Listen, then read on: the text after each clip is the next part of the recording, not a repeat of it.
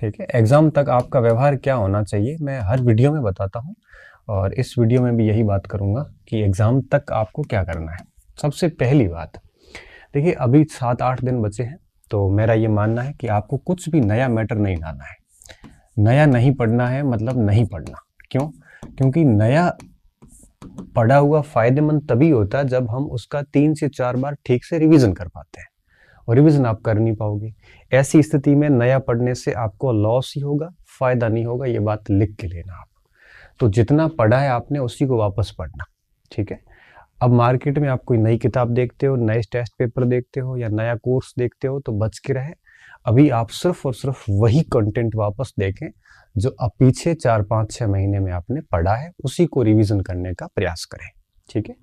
अगर 10-20 नंबर का छूट गया है आपका, या 10-20 नंबर का आप कर नहीं पाए हो अच्छे से, तो कोई बात नहीं। पूरे राजस्थान में ऐसा कोई स्टूडेंट नहीं है जो 300 का तैयार करता हो, पॉसिबल भी नहीं है। तो 10-20 नंबर का अगर इधर उधर होता है तो कोई लोड लेने की आवश्यकता नहीं है। वैसे भी 270-80 की तैयारी बढ़िया होनी चाहिए।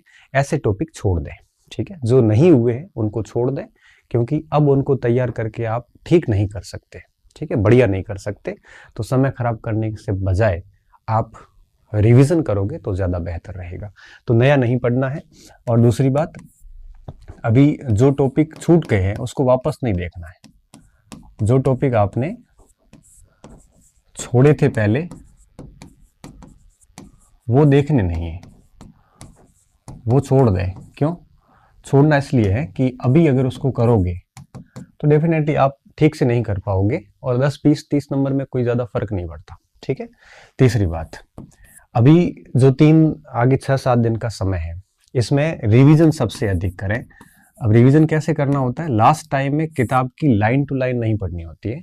लास्ट टाइम में किताब के अंदर मेन पॉइंट्स होते हैं। जैसे आपने कोई किताब पढ़ी, उस किताब में आपने अंडरलाइन की होगी, उस किताब में आपने मार्जिन पे कुछ लिखा होगा, या उस किताब में कोई घेरा किया होगा, है ना। तो वो बिंदु देख ले बस। बाकी लाइन टू लाइन देखोगे तो 3 से 4 महीने लग जाते हैं। ऐसी कोई ना करें। रिवीजन कैसे करना है? मोटे मोटे पॉइंट्स आपको देखने हैं, और उन विषयों का रिवीजन पहले करना है जो बिल्कुल नए जुड़े हैं, और उन विषयों का रिवीजन बाद में करना है जो आपके बहुत अच्छे हैं या तैयार है ऑलरेडी। क्योंकि अगर रिवीजन को टाइम नहीं भी मिलता है तो भी कोई इश्यू नहीं आएगा, ठीक है। तो रिवीजन पर ज़्यादा बल दें। अब बात आती है मॉडल पेपर्स की। तो मॉडल पेपर की अगर बात आती है तो मैं ये कहूँगा कि इन दोनों में प्राथमिकता आप रिवीजन को दें, ठीक है। फिर भी अगर आपको लगता है कि सारा सिलेबस तैयार है तो फिर आप अगर आधा घंटा 15 मिनट रिवीजन कर लेते हो, सॉरी मॉडल पेपर कर लेते हो, तो कोई फर्क नहीं पड़ता। जैसे पढ़ते पढ़ते थक गए तो 5-10 मिनट आपने कोई पुराने पेपर वगैरह टिक कर लिए तो कोई इश्यू नहीं है, करना चाहिए। लेकिन 2-2 4-4 घंटे प्रश्न नहीं करने। कोशिश ये करो कि रिवीजन करो, और साथ में ऐसे आधा घंटा 10 मिनट 15 मिनट कोई मॉडल प्रश्न आता है सामने तो वो देख लो, इसमें कोई लॉस वाली बात नहीं है, ठीक है। इसके अलावा आप अभी कोई टेस्ट वगैरह ना दें। क्यों? क्योंकि अगर आपका लास्ट टाइम स्कोर वगैरह कम हो गया तो फिर आप वही तनाव में आ जाओगे, फिर बहुत बुरा फील करोगे। डिप्रेशन में कई बार बच्चे चले जाते हैं, स्ट्रेस आ जाता है, उसको लगने लगता है कि यार मेरी तो तैयारी नहीं है। ऐसी स्थिति आ सकती है। तो बेहतर है कि लास्ट टाइम में टेस्ट ना दें, और उसकी बजाय आप 5-10 15-20 प्रश्न देखते रहें, ठीक है।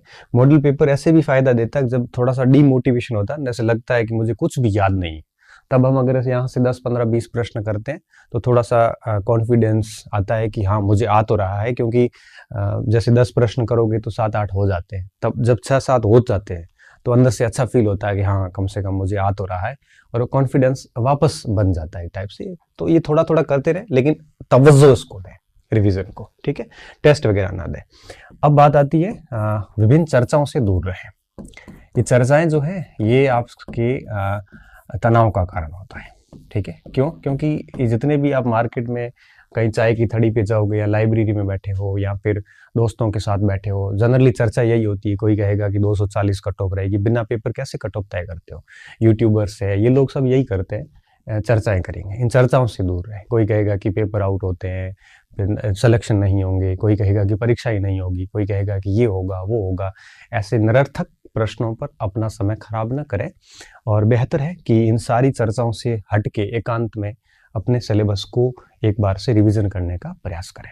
ठीक है, जितनी ज़्यादा चर्चा करोगे उतना ही आप है वो अननेसेसरी थॉट्स आपके दिमाग में आएंगे, आपकी थॉट प्रोसेस उस हिसाब से चलेगी और फिर आपका ध्यान पढ़ाई पे ना रह के दूसरी चीज़ों पे जाएगा। जब ध्यान दूसरी चीज़ों पे जाएगा तो आप निश्चित तौर पे पढ़ाई का काम ठीक से कर नहीं पाओगे और तनाव में चले जाओगे। तो चर्चाओं से दूर रहें, सिर्फ आप और अपना कंटेंट। इसके अलावा कोई भी बात करने वाला व्यक्ति है तो उससे दूर हो जाए अभी। इसके अलावा कोई भाई कई सारे mobile group, Telegram group, YouTubers ऐसी बात करते हैं तो उसको छोड़ दें। क्यों? क्योंकि अभी आपका इनसे दूर रहना बहुत ज़रूरी है। ये ही सबसे बड़ा तनाव का कारण होते हैं। ठीक है, इस प्रकार की चर्चाओं से दूर रहें। ये और किसी से कुछ मत पूछें कितनी कट ऑफ रहेगी या क्या कुछ होगा। ऐसा माइंड में कोई कट ऑफ या स्कोर लेके ना जाए कि मुझे इतना स्कोर करना है। स्कोर लेके कभी मत जाएं, क्योंकि पेपर कठिन होते हैं तो आपके दिमाग में जो सोचा हुआ स्कोर है वो नहीं हुआ तो आप टेंशन लोगे, ज़्यादा करोगे, नेगेटिव मार्किंग होगी। पेपर सरल आ गया तो भी आप सोच के कुछ मत जाए। पहले प्री प्लान्ड कुछ नहीं होना चाहिए, सिर्फ ये होना चाहिए कि पेपर में 100% देना है। अगर ये सोच के जाओगे कि मैं 260 करके आऊंगा, वहाँ पेपर टफ आ गया, 200 भी क्रॉस नहीं हुए तो आप तो किट होगे। क्यों? क्योंकि आपको परीक्षा हॉल में पता नहीं चलता पेपर का लेवल कैसा है। तो सबसे बढ़िया काम ये होता है कोई ऐसा कुछ मत सोचो, अब यही सोच के जाओ कि मुझे एक बार रिविजन करना है और ढंग से पेपर देना है। ठीक है, ये एग्जाम तक ये बातें करनी है आपको। 7-8 दिन रहे हैं और फिर अपना प्रवेश पत्र वगैरह डाउनलोड कर लो जब भी आ जाएंगे, और उसके बाद एग्ज़ाम देने के लिए एक दिन पहले ही अपने एग्ज़ाम सेंटर पे चले जाओ। जो भी बोर्ड की गाइडलाइन है उस गाइडलाइन को कम्प्लीटली फॉलो करो और जो भी उनको चाहिए आधार कार्ड वगैरह जो जो सिस्टम है पूरे प्रवेश पत्र की एक एक लाइन पढ़ो और जो जो बातें हैं वो सारी लेके और परीक्षा हॉल तक चले जाओ। अब हॉल में क्या करना है आपको, हॉल में क्या करना है, ये दूसरा सबसे अहम प्रश्न। मैं वैसे इस प्रश्न के लिए ही वीडियो बना रहा हूँ, ये तो ठीक है यूं ही बता दिया, 6-7 दिन बचे हैं। तो हॉल में क्या करना है, तो इससे क्या होगा कि आप ये चीज़ों में व्यस्त रहोगे ना तो आप डरोगे नहीं। डर किस बात का? देखो, जिसने तैयारी सभी ने करी है, नए सिलेबस आए हैं, नेगेटिव मार्किंग है, तो आप ये देखोगे कि ऐतिहासिक रूप से मेरिट कम रहेगी इस बार, ये भी तय बात है। पूरा राजस्थान एक ही टाइप की पुस्तकें पढ़ रहा है, डरने की क्या बात है। ठीक है, जो आपकी नसीब में लिखा है वो मिलेगा। हम सिर्फ मेहनत कर सकते हैं, हम कल का सोच के अपना समय क्यों खराब करें। हम सिर्फ और सिर्फ आज पे ध्यान देंगे और रात को टारगेट लेके सो जाओ, सुबह उठोगे पूरा दिन उस टारगेट को पूरा करने में लगो। अपने आप को पढ़ाई में इतना बिजी कर लो कि दिमाग बाकी चीजें सोचा ही नहीं, आपका पूरा ध्यान इधर होना चाहिए। ठीक है, और प्रसन्नचित्त रहें, फालतू नेगेटिव चीजों से बहुत दूर रहें, क्योंकि आप जैसा सोचोगे ना वैसी घटनाएं घटित होना शुरू हो जाती है। आप अगर नेगेटिव सोचना शुरू करोगे तो सारे नेगेटिव हार्मोन्स एक्टिव हो जाते हैं और आपको फिर हंसने भी नहीं देंगे, बहुत परेशानी क्रिएट कर देते हैं। तो कोशिश ये करो कि इन सारी चीज़ों से दूर रहें और अपने परमात्मा माँ सरस्वती पे विश्वास रखें। आपने जिस लेवल की मेहनत की है आपको वो चीज़ें मिलेगी, आप यकीन रखिए अपने आप पे। और इस बात को मैं ऐसे हवाई नहीं बोल रहा हूँ, ये बहुत ही व्यक्तिगत अनुभव के बेस पे बोल रहा हूँ। ठीक है, आपने जिस लेवल की मेहनत की है, जिस ईमानदारी से मेहनत की है, आपको उतना मिलेगा। आप उन परिणाम को सोच के अपने आप को डिप्रेस ना करें, आप सिर्फ इतना ध्यान में लाएं कि मुझे परीक्षा तक अपना 100% देना है, कहीं कोई गुंजाइश कमी की नहीं रहनी चाहिए। बाकी क्या ज़्यादा सोचोगे तो रात को नींद नहीं आएगी वगैरह वगैरह। वैसे मुझे भी पता है कि परीक्षा होती थी मुझे भी नींद नहीं आती थी 7-8 दिन तक। ठीक है, आधा घंटा 2 घंटे 3 घंटे सो लिए, सोने पे भी नींद कहाँ थी, बस सो रहे थे, नींद नहीं थी। लेकिन एग्जाम के बाद सब रिलैक्स हो जाता था, तो नींद नहीं भी आती तो भी कोई बड़ा इश्यू नहीं। हाँ, अगर स्ट्रेस डिप्रेशन जैसी स्थिति, एंजाइटी जैसी स्थिति है तो खराब है, ज़्यादा सोचे नहीं, बस अपने आप को पढ़ाई में व्यस्त रखें, क्योंकि दिमाग जैसे ही खाली होगा वैसे ही वो सोचना शुरू कर देता है। तो खाली ना रखें, इसको व्यस्त ही रखें। दूसरी बात है हॉल में आपका क्या व्यवहार होना चाहिए। ठीक है, हॉल में सबसे पहली बात, आप जितनी भी फॉर्मेलिटीज़ है OMR की, वो फॉर्मेलिटीज़ बहुत ध्यान से भरें। ठीक है, पूरा ध्यान रखें। फिर वापस आप मैसेज करोगे मुझे, सर मैंने रोल नंबर गलत भर दिए, सर मैंने फोटो का वो गलत भर दिया, सर मैंने ये गलत भर दिया। मैं कह रहा हूँ कि आप पूरा ध्यान से भरें, क्यों जल्दबाजी करते हो, फिर बहुत परेशानी होती है। एक OMR सीट की एक गलती पूरा पेपर बिगाड़ती है। फिर 3 घंटे पेपर होता है, 2 घंटे पेपर होता है, हर टाइम दिमाग में OMR की गलती घूमती रहती है। इससे अच्छा है कि एक एक चीज़ को ध्यान दे के भरो। ठीक है ना। अच्छा, यहाँ एक और बात बता रहा था, बच्चे कई सारे कन्फ्यूज चल रहे थे कि नया बजट पढ़ना है कि नहीं पढ़ना है। नया बजट पढ़ने की आवश्यकता नहीं है। क्यों? क्योंकि अभी पेपर सेट है, ठीक है, वो जनवरी 15-10 जनवरी तक का पेपर आएगा, इससे ज़्यादा नहीं आएगा। तो ये जो नया बजट है इसको देखने की ज़रूरत नहीं है, नए आंकड़े काम के नहीं है, जो पुराने आंकड़े थे वही आपको याद रखने हैं। ठीक है, अगर ऐसा प्रश्न आ जाता है जो नए आंकड़ों के अनुसार आ जाता है तो डिलीट हो जाएगा। क्यों? क्योंकि पुराने आंकड़े जो है वो आपके उसमें साथ में होंगे, नए भी साथ में होंगे, तो पेपर सेटर नया पुराना वाला उत्तर मानेगा, मुझे पता है, और फिर नए वाले के बेस पे ऑब्जेक्शन लगेगा। तो आपको नया पढ़ना ही नहीं है, पुराने वाला चीज़ें पढ़नी है।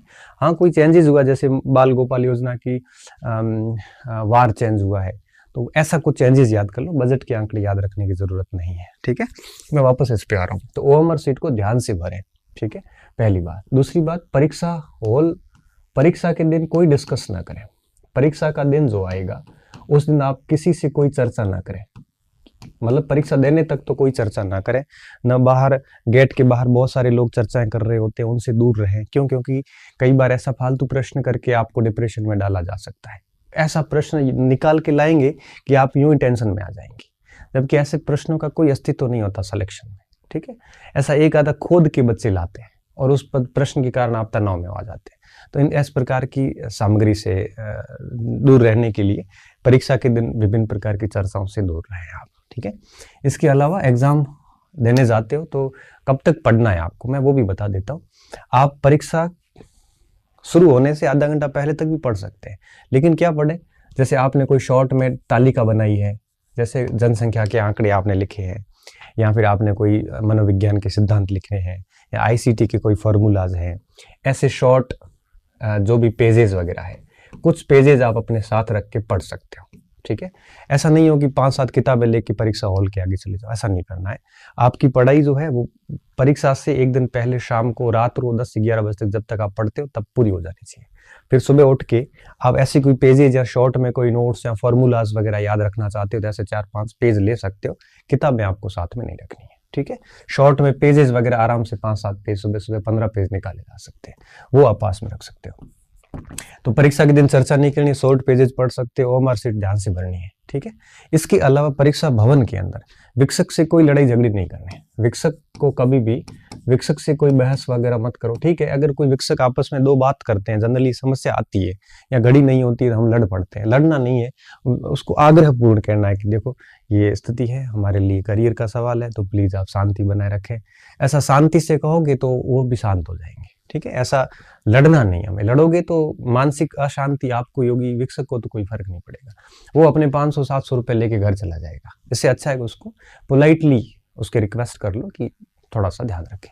तो लड़ना झड़ना नहीं है। परीक्षा हॉल के अंदर ऐसी कोई नकल वकल का काम नहीं करना है, किसी से पूछो करो, इससे समय मत खराब करो आप। ठीक है, इससे अच्छा है आप अपने पेपर पे ध्यान दें, किसी की भलाई के चक्कर में आप मारे जाओगे। बेहतर है आप बिल्कुल स्वार्थी बन जाए ऐसी स्थिति में। अब आती है बात पेपर की। जब पेपर आता है तो पेपर को इस तरह से मैं हर बार कहता हूँ फिर दोबारा कह रहा हूँ, जैसे मेरे पास ये पेपर है, ये 2 पेज है, हम क्या करते हैं, पेपर पैक होता है, हम ऐसे करके फिर उसमें ऐसे देखते हैं। ऐसे देखने से क्या 2-4 सवाल दिख जाते हैं, फिर उनमें से अगर एक नहीं आ रहा है फिर पूरे दिमाग में वो सवाल घूमता रहता है, इसका उत्तर क्या है, इसका उत्तर क्या है, फिर वो टेंशन आ जाती है, यार मेरे को तो आ ही नहीं रहा है। तो इस प्रकार से ना देखें, प्रश्न को हमेशा ध्यान रखें, अपना टाइम मैनेजमेंट के अकॉर्डिंग क्या करना है आपको। प्रश्न जैसे पेपर खुलता है उसके बाद में पहले से लेकर 150 तक प्रश्न नहीं देखने हैं। आपको क्या करना है, जैसे मान लो कि सबसे पहले शैक्षणिक परिदृश्य आ गया, उसके मान लो 30 प्रश्न है, मान लेते हैं, तो आपको 30 प्रश्न जो है पहला प्रश्न ही करना है, दूसरा देखना ही नहीं। पहला करो, फिर दूसरा करो, तीसरा करो, ऐसे करते करते आपने शैक्षणिक परिदृश्य के 30 सवाल जो है वो अच्छे से टिक कर दिए। ठीक है, टिक करने के बाद में वो 30 सवाल ओएमआर शीट में भर दो। ठीक है, उसी समय भर दो। फिर इसके बाद मान लो आगे साइकोलॉजी, मान लो 20 सवाल आए उसके, फिर साइकोलॉजी के 31-32 ऐसे करके देखो। मतलब ये है कि पहला प्रश्न देख रहे तो दूसरा मत देखो। ठीक है, ऐसे करते करते 1 से लेकर 150 तक आ जाओ, बीच में से उठा उठा के मत करो आप। हाँ, ये बात है कि अगर आपको लगता है कि नहीं मुझे सबसे पहले साइकोलॉजी करनी है, तो आपको साइकोलॉजी जैसे 120 नंबर पे मिलती है तो ठीक है, सीधा 120 पे चले जाओ। 120 से 150 तक के सवाल पेपर में सॉल्यूशन कर लो और फिर है वो ओएमआर शीट में अपना ध्यान से भर दो उसको। ओएमआर शीट भरने में भी ध्यान रखना है आपको।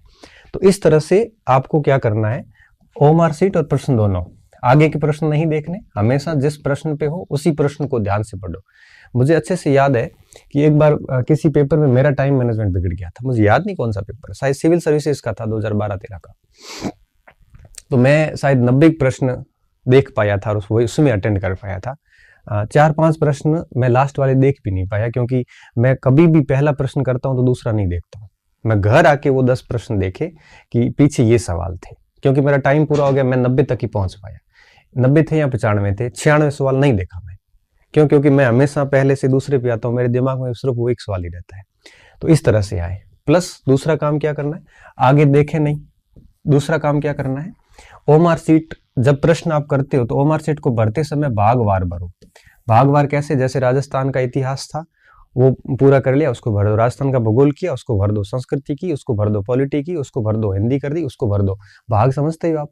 भागवार भरोगे तो क्या है कि दिमाग पे प्रेशर नहीं पड़ेगा और आप एक भाग करने के बाद आपको थोड़ा सा राहत महसूस होगी, चलो कि ये भाग हो गया, अब आगे के भाग पे ध्यान देते हैं। ठीक है, तो इससे लोड नहीं आता और आप धीरे धीरे आगे बढ़ते बढ़ते 150 तक आ जाते हो। तो आपको क्या करना है, भागवार ओएमआर शीट भरनी है और आगे के प्रश्न नहीं देखने, जिस प्रश्न पे हो उसी प्रश्न पे देखो।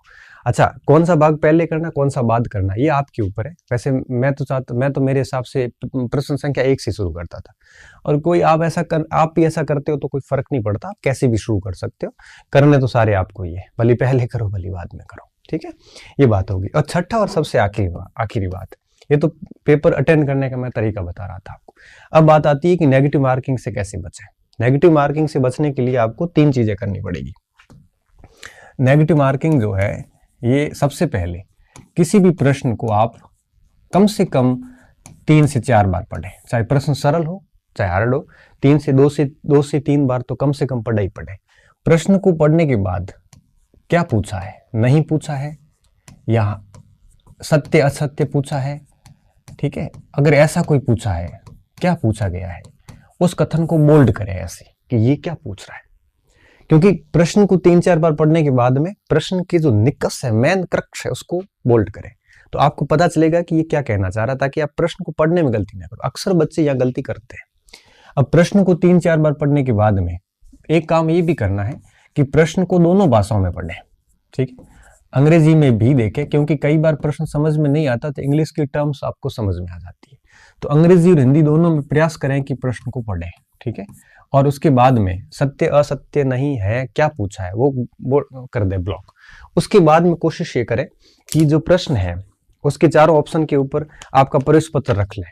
ठीक है, और प्रश्न पढ़ने के बाद उत्तर निकालने की कोशिश करें। याद करें, अगर उत्तर दिमाग में सीधा ही आ जाता है और ऑप्शन वो पढ़ा है तो ठीक है, कर लो उसको।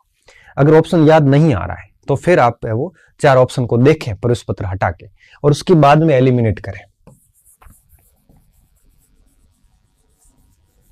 ठीक है, उसके बाद में क्या करें, एलिमिनेट करें। एलिमिनेट कैसे करना, जैसे मान लो A, B, C और D, अगर सीधा उत्तर आ जाता तो सीधा कर दो, नहीं तो सीधा आने तो भी आप ये करो, जैसे C हो नहीं सकता, ये D हो नहीं सकता, A हो नहीं सकता, फिर B कर दो। इसे कहते हैं 3 विधि, इस विधि को कहते हैं एलिमिनेट विधि। ये 3 एलिमिनेट करके चौथा उत्तर अपने आप निकल गया। इसमें क्या होता है, कॉन्फिडेंस आता है।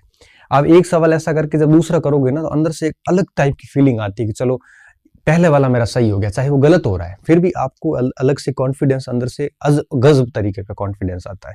तो हर प्रश्न को इस टाइप से करो आप। ठीक है, एलिमिनेट विधि। और अब देखो, तो नेगेटिव मार्किंग से बचने का एक ही तरीका है, प्रश्न को 3-4 बार पढ़ो और हिंदी और अंग्रेजी दोनों भाषाओं में पढ़ो, और साथ में एलिमिनेट ऑप्शन रखो। आप पहले ऑप्शन देखो ही मत, ऑप्शन नहीं देखे, प्रश्न पढ़ा 2-3 बार, सीधा उत्तर सोचो, अगर आ रहा है उसमें है तो उसके बाद में 3 ऑप्शन एलिमिनेट करके जो आपके दिमाग में आया फाइनली वही कर लो आप। अगर आपको ऑप्शन बिना देखे उत्तर नहीं आ रहा है तो पेपर हटाओ और चारों ऑप्शन को एलिमिनेट करके इस तरह से उत्तर निकाल दो। आप पहले से लेके लास्ट तक ऐसे ही चलो। ठीक है, और सबसे खास बात, अगर चारों विकल्प नहीं आ रहे हैं, एक भी एलिमिनेट नहीं हो रहा है आपसे, तो फिर उस प्रश्न को आप रेड गोला कर दो, उस पर समय बार बार खराब ना करो। क्यों? क्योंकि उस प्रश्न पे ऐसे असभ्य तुक्के मत लगाओ। आप लोग क्या करते हैं, कई बार ऐसे देख के कर लेते हैं कि बस हो जाएगा, ऐसे 3-4 सवाल आप करके आते हो। ये तो फिर वही है कि आप अपना ही नुकसान कर रहे हैं। ठीक है, अगर आपको 3 विकल्प नहीं आ रहे, मतलब इनमें से एक ही एलिमिनेट हो रहा है, 3 का आपको कोई पता नहीं है, देखो 4 ही एलिमिनेट नहीं हो रहे हैं तो बिल्कुल छोड़ दो। अगर 3 एलिमिनेट नहीं हो रहे तो भी उसको प्रश्न को छोड़ दो आप, ऐसे प्रश्न ना करें। अगर 2 एलिमिनेट हो रहे हैं, जैसे ए और डी पक्का नहीं है, अब सी और बी में है, तो ऐसे प्रश्न तो कर ही ले आप, फिर तो रिस्क तो लेनी पड़ेगी। और अगर